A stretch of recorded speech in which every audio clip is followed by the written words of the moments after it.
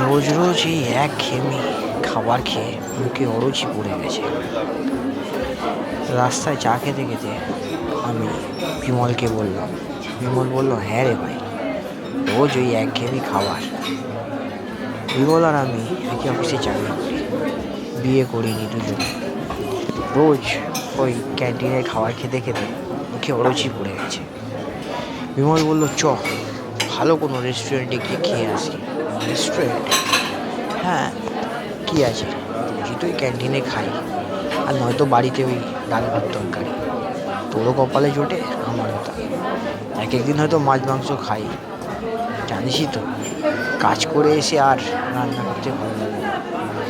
হ্যাঁ, তা তো ঠিক, তবে হোম ডেলিভারি খেলেও তো হয়, তাতে অনেক খরচা ভাই। হোম ডেলিভারি আমিও কি চেষ্টা করিনি, কিন্তু ওই ডাল ভাত আর একটা মাছ, এই 80 টাকা নেয়। 80 টাকা? না না না, দেখছি কোথাও ভালো রেস্টুরেন্ট আছে কিনা। চ, কিন্তু সেটা একদিন, রোজ তো আর হবে না। কে বলতে পারে ভাই, ভালো লাগলো হয়তো রোজই খেলাম, কিন্তু পকেট বাঁচিয়ে। বিমলকে বললাম, হ্যাঁ তা তো ঠিক। তারপর একটা রেস্টুরেন্টের খবর পেলাম আমাদের বাড়ি থেকে একটু দূরেই। আমি যে ফ্ল্যাট বাড়িতে থাকি, সে বাড়িতে বিমলও থাকে। আমি থাকি 3 তলায়, আর বিমল থাকে 4 তলায়। আমাদের ফ্ল্যাট বাড়ি থেকে একটু দূরেই একটা রেস্টুরেন্ট খুলেছে নতুন। খাওয়া দাওয়ার দাম বেশ সাশ্রয় মূল্য, কিন্তু অদ্ভুত ব্যাপার হলো মাংস। ওই হোটেলের মাংস এত সুস্বাদু, এত অপূর্ব, যে একবার খেলেই মানুষ আর ভুলতে পারবে না। এই ধরনের মাংস সচরাচর কেউ খায়নি। তবে মাংসটা যে কিসের সেটা বলা ভারী মুশকিল। অনেকে বলে পাঁঠার মাংস, অনেকে বলে মুরগি, অনেকে অক্টোপাস, তো অনেকে বলে বালি হাঁস। তবে সে বিষয়ে আমাদের কোনো ভ্রুক্ষেপ নেই। আমি আর বিমল দুজনেই সব ধরনের মাংসই খেয়েছি। আমরা আবার জাতপাতে অত মানি না, সবই খাই। শুধুমাত্র কাঠ খাই না শক্ত বলে, আর গু খাই না গন্ধ বলে।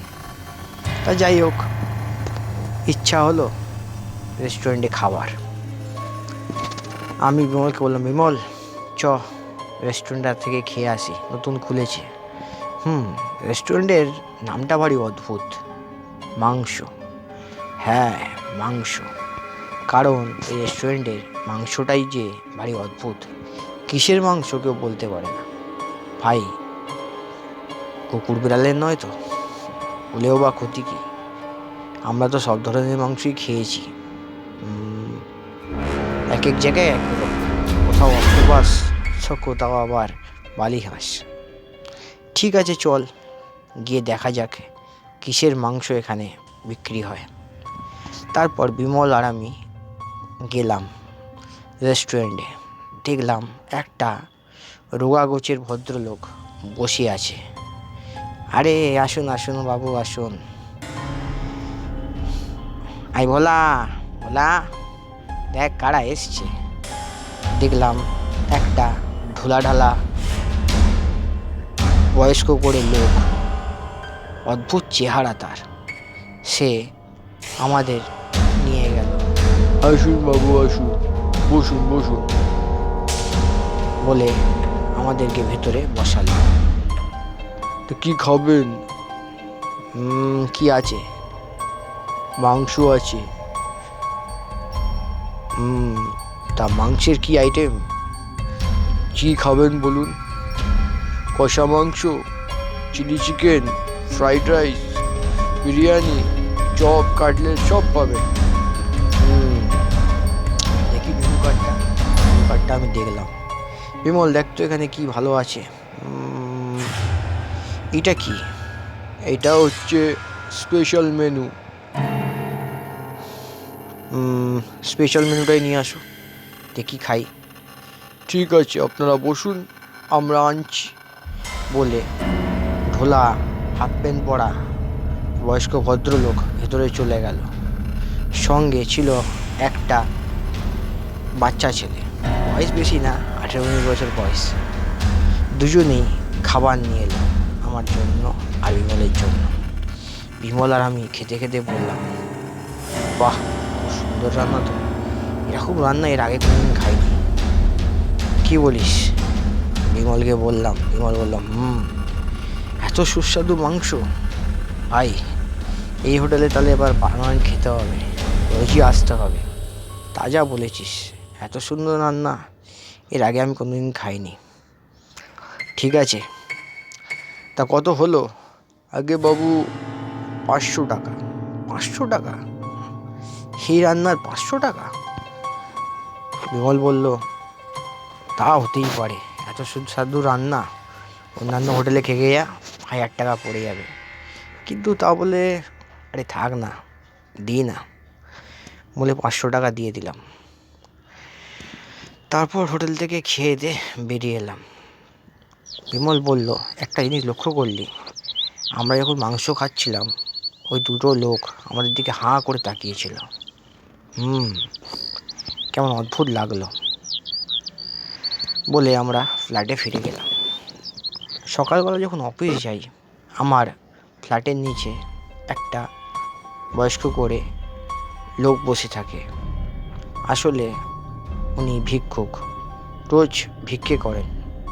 আমাদের বাড়ির আশেপাশে অনেকগুলো ভিখিরি থাকে। আসলে এখানে ফ্ল্যাট বাড়ি হওয়ার পর থেকে তাদের সেই মতো খাওয়া জোটে না। আমরা কিছু লোক পয়সা দিয়ে ওনাদেরকে খাওয়াই। কিছু কুকুরও রয়েছে যারা খেতে পারে না, অদ্ভুত ভাবে কিছু বিড়ালও রয়েছে। কিন্তু ইদানিং হয়েছে কি, তাদের সংখ্যা দিনকে দিন কমে যাচ্ছে। বাড়ির সামনে যে ভিখিরিটা ছিল তাকে আমি 2 দিন ধরে দেখতে পাচ্ছি না। আমি বিমলকে বললাম, বিমল, একটা জিনিস লক্ষ্য করেছিস? বিমল বললে, কি? বাড়ির সামনে একটা বয়স্ক লোক বসতো না, যাকে আমরা কেক, পাউরুটি, বিস্কুট দিতাম?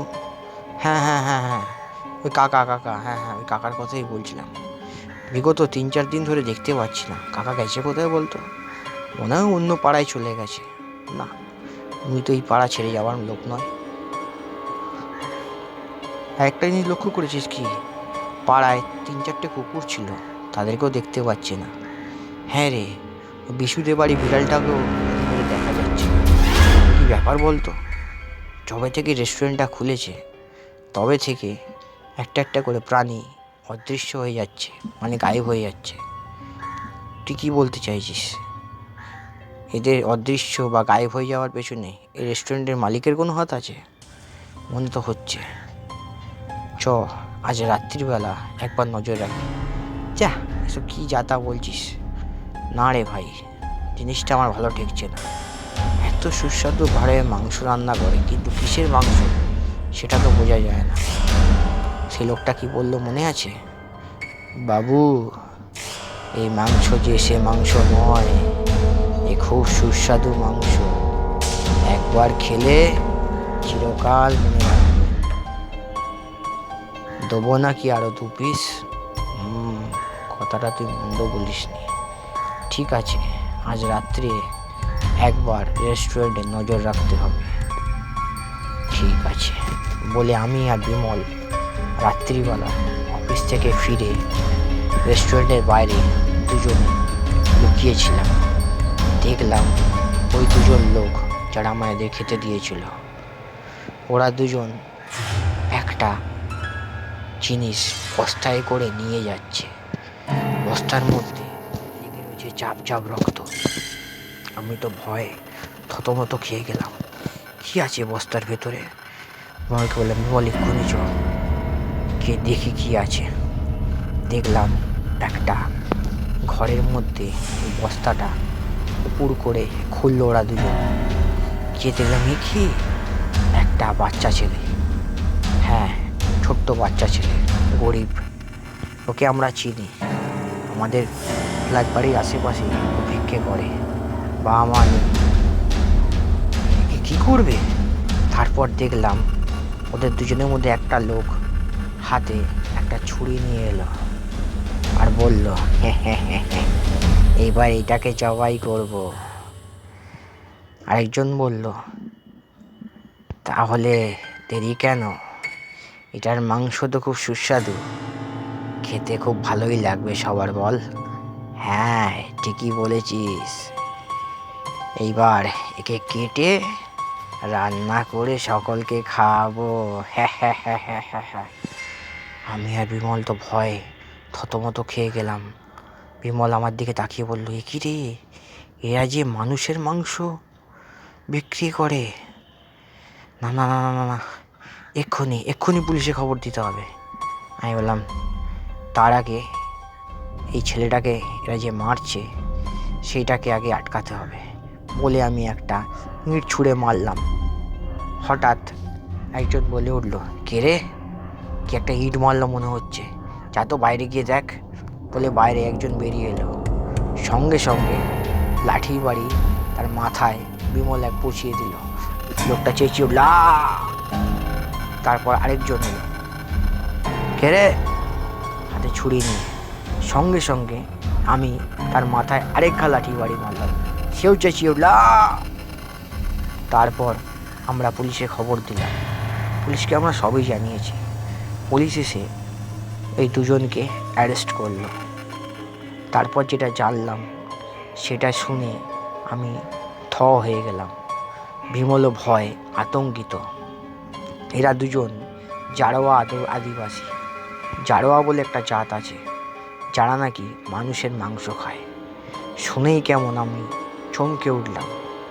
মানুষের মাংস? বলছে হ্যাঁ, এই আদিবাসীরা নাকি মানুষকে কেটে রান্না করে খায়। এদেরকে নরভক্ষীয় বলা হয়, অর্থাৎ নরখাদক। এরা একটা জঙ্গলে থাকে। সেই জঙ্গলের কোনো মানুষ যখন বৃদ্ধ হয়ে যায় তাকে কেটে রান্না করে খেয়ে নেয়। এটাই নাকি তাদের খাদ্য। সঙ্গে সঙ্গে আমি আর বিমল বললাম, না ভাই, আমাদের ওই ক্যান্টিনের খাওয়াই শ্রেয়।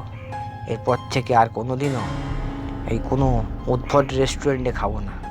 আর যদি খাইও, সেই রেস্টুরেন্টে আগে থেকে খবর নেব রেস্টুরেন্টের মালিক বা কর্মচারীরা এই ধরনের আদিবাসী জাতির কিনা, বা খোঁজ খবর নিয়ে খাবো।